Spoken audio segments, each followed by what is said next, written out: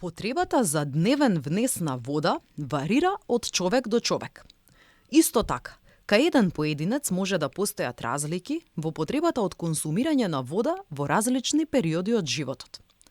Најопшта е препораката да се пијат по 8 чаши вода на ден.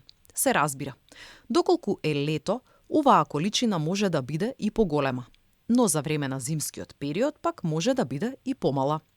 После интензивен физички напор секако дека е потребно повеќе да консумирате вода. Но кои се знаците што укажуваат дека можеби не пиете доволно количини на течности? Имате сува кожа. Околу 65% од нашиот организам се состои од вода, така што внесот на водата влијае на целото тело, а посебно на кожата, која е и најголемиот орган во нашиот организам. Сувата кожа значи дека ретко се потите, а потењето е еден од главните причини за детоксикација на телото. Ако пиете доволно вода, ќе го хидрирате телото и ќе ја зголемите елиминацијата на токсини. Сето тоа пак ќе придонесе да имате поубав и посвеж изглед на вашата кожа. Имате суви очи. Истражувањата покажуваат дека недоволниот внес на вода може да влијае и на здравјето на очите. Доколку не внесувате доволно течности, солзните канали може да се исушат, што пак може да го намали влажнењето на очите и да предизвика пецкање во очите, но и црвенило. Гледано на долгорочен план, дехидратацијата може да го оштети и видот. Имате сува уста.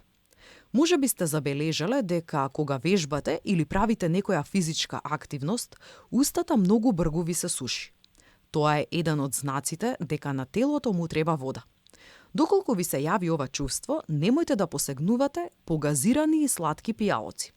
Во моментите по физичка активност пиете исклучиво вода со цел да ги надополните загубените резерви преку потењето. Постојано се чувствувате уморно и исцрпено.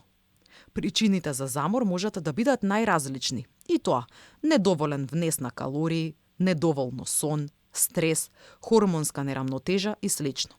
Имајте во предвид дека дехидратацијата е еден од најзначајните фактори кои предизвикуваат замор и исцрпеност. Причината лежи во фактот што водата е неопходна за одвивање на скоро сите метаболички процеси во организмот, вклучувајќи ги процесите на клеточно дишење и добивање на енергија од глукозата. Брзото опоравување после физички напор овозможува и побрзо формирање на мускулно ткиво.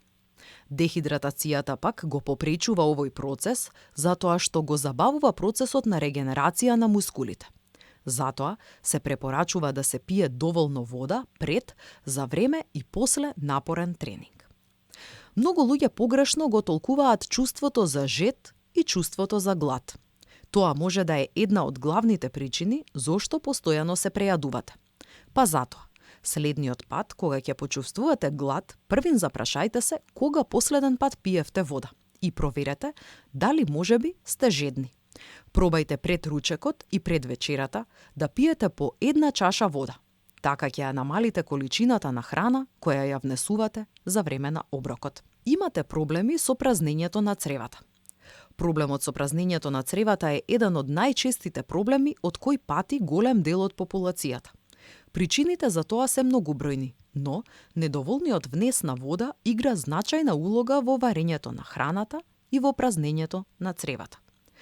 Доколку имате некој од овие погоре наведени симптоми, внесете промени во вашето секојдневие и започнете да се хидрирате. Доволниот внес на течности и вода е многу важен за нашето здравје.